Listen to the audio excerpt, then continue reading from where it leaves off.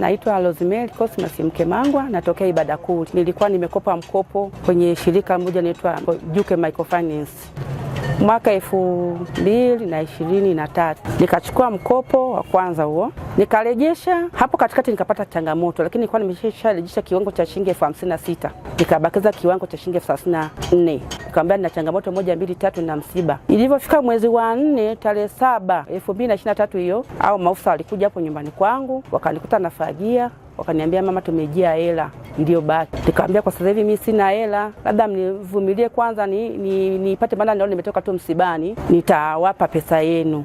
Hawakukubali kuondoka bila pesa, wakang'ang'ana wanataka wachukue dhamana, na mimi sikutaka wachukue dhamana yangu kwa sababu ndio ni kitanda nilichokuwa nakitegemea kwa kutumia. Kwa hiyo waliforce, wakaingia ndani, wakanishika mikono, wakanisukuma, wakaingia mle ndani, wakawa wamefungua wale vijana kile kitanda, wakaenda nacho. Lakini ilivyofika tarehe 5 mwezi wa 5, nikaa nimepata ile pesa, nikaenda pale kwenye ofisi zao, nikakuta, nikaulizia, nikaambiwa kwamba kile kitanda kishauzwa. Nikabidi tena nirudi kwa serikali za mitaa niwape utambuzi kwamba taarifa kwamba nilikuwa nina 1 2 3, kwa sababu hata ile fomu ninavyokuwa naenda kuchukua mkopo na kwa lazima nipite kwa uongozi wa serikali za mitaa kwanza. Nikawa nimeenda nimewafahamisha, wakawa wameitwa wale watu, wakaja pale wakakiri kweli kitanda kiliuzwa. Basi sasa nitalipwaje kitanda changu? Wakawa wametumwa vijana ambao ni wale vijana ambao ndio wanaokopesha mikopo, wakawa wamekuja hapo, wakaelezea kwa kitongoji kwamba sisi bwana, tukishachukua kitu, kwa hiyo aturudishi, yani hiyo itakuwa ndio imekula kwako. Kama tukakukusaidia sana, itabidi uje hapo ofisini kwetu uangalie kitanda kinachofanana na hicho cha kwako, alafu uje na shilingi 1,500,000.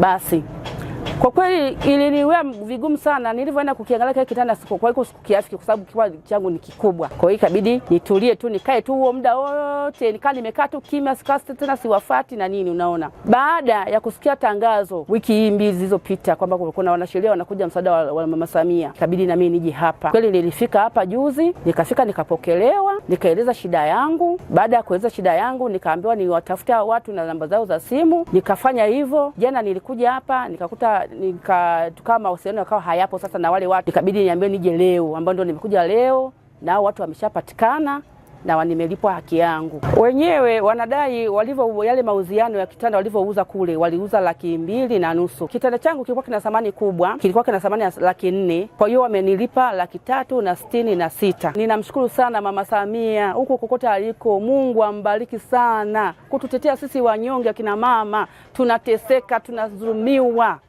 Yaani ninamshukuru sana kokote aliko Mama Samia. Yaani ninamwombea kwa Mungu, Mungu amweke miaka mingi, pamoja na wanasheria wetu wametusaidia sana kina mama. Yaani ninawaombea ni kwa Mungu, Mungu awabariki sana. Kwa majina naitwa Ibrahim Mwakabana, ni mwakilishi kutoka kampuni ya mikopo ya Joge Microcredit.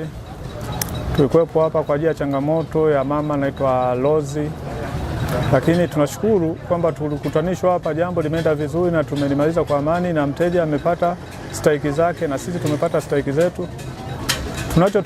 Tunachoomba tu kwamba vitu kama hivi, tunaomba ushirikiano kutoka kwa wateja, kwa sababu changamoto zipo. Sisi ni binadamu, kuna muda tunateleza, kwa hiyo tunazimaliza kwa mfumo huu.